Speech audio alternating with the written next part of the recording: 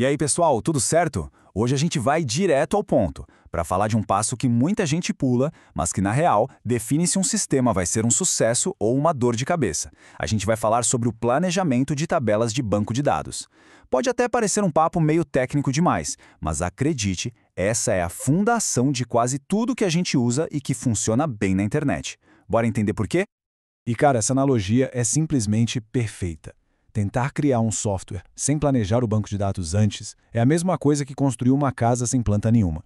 No começo, beleza, talvez a gente consiga subir umas paredes, mas logo o caos se instala. As coisas não se encaixam, fica tudo torto e no final a estrutura toda corre o risco de desabar. A planta é o nosso guia. E no nosso mundo, no mundo dos dados, essa planta é o planejamento das nossas tabelas. Então, para a gente organizar as ideias, nosso papo vai seguir essa trilha aqui. Vamos reforçar essa analogia da planta da casa, depois entender as 3 razões principais para a gente planejar tudo direitinho, dar uma olhada em exemplos práticos, esclarecer de vez a diferença entre banco e tabela e, no final, eu conto qual é o segredo dos profissionais. Vamos aprofundar um pouquinho mais nessa ideia. Uma casa sem planta vira um labirinto, não é verdade? Pois é, com um banco de dados é igualzinho. Sem planejamento, ele vira um emaranhado de informação e o resultado? Dado duplicado para todo lado, uma dificuldade enorme para encontrar qualquer coisa e o pior de tudo, o sistema simplesmente não cresce. Qualquer coisinha nova que precise ser adicionada vira um pesadelo, um retrabalho sem fim. Ok, mas por que afinal a gente precisa mesmo dedicar um tempo para essa fase? Por que ela é tão importante? A resposta, gente, está em 3 pilares que garantem que o sistema seja saudável e dure por muito tempo. E são esses 3 aqui: organização, performance e escalabilidade. Organização para evitar aquela bagunça, aquela repetição de dados desnecessário. Performance, porque quando as tabelas são bem pensadas, o sistema voa, fica super rápido, mesmo com milhões de informações lá dentro. E escalabilidade, que é a capacidade do sistema crescer junto com a empresa sem precisar jogar tudo fora e começar do zero. E aqui está a regra de ouro. Não se cria uma tabela só porque sim. Cada uma delas, sem exceção, tem que nascer com uma missão, com um propósito muito claro dentro do sistema.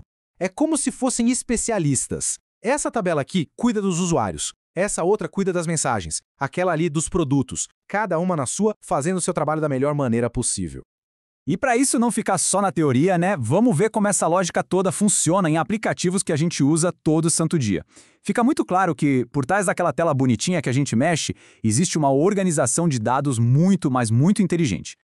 Olha só o WhatsApp, como será que ele organiza tudo? De um jeito bem simples e genial. Existe uma tabela de usuários, que guarda as informações das pessoas, nome, número, foto, e aí tem outra tabela separada só para mensagens. Presta atenção no código. A tabela de mensagens não repete o nome do usuário, o número, nada disso. Em vez disso, ela usa o ID remetente e o ID destinatário para simplesmente apontar para a tabela de usuários. Essa conexão é o pulo do gato. Uma coisa é a pessoa, outra coisa é a mensagem que ela envia. Simples assim. Isso evita que a informação fique repetida e mantém tudo certinho. É organização na prática.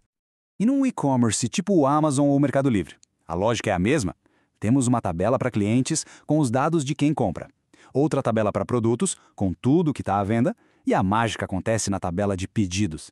É ela que faz a ponte, que conecta um cliente a um ou mais produtos usando o ID cliente.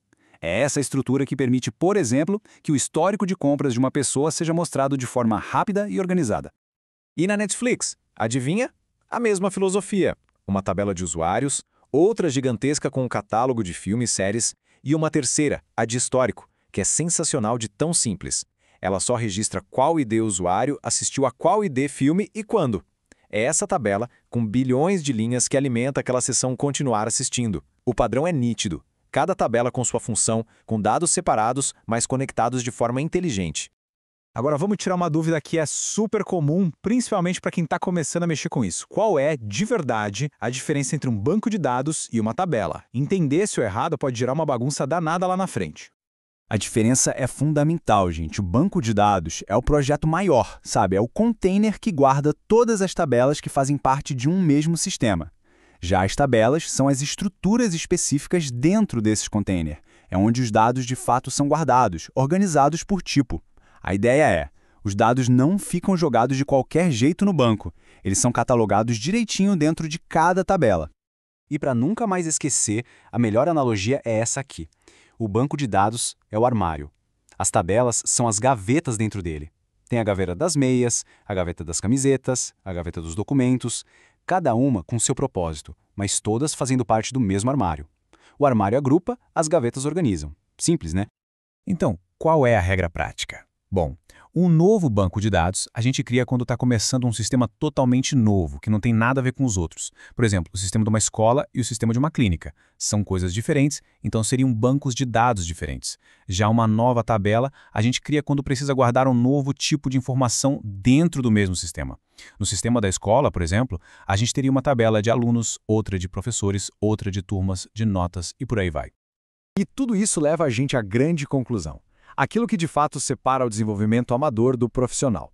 E não é só sobre saber mais comandos de programação, não. É sobre pensar e planejar antes de digitar a primeira linha de código. Então, vamos amarrar tudo o que a gente viu. Primeiro ponto. Planejar não é perda de tempo. É a melhor maneira de evitar dor de cabeça e retrabalho no futuro. Segundo, os grandes sistemas mostram o caminho. Cada tabela precisa ter uma missão clara e única. E terceiro, entender a diferença entre banco e tabela é a base para construir qualquer sistema de dados que se preze. E a grande mensagem de hoje é essa. Um sistema forte, um sistema sólido, ele não nasce no terminal com um comando Create Table. Ele nasce num quadro branco, num pedaço de papel, numa ferramenta de desenho. Ele nasce da conversa, do rascunho, do planejamento. O código é só a última parte de um processo que começou muito antes com uma boa e velha planta arquitetônica.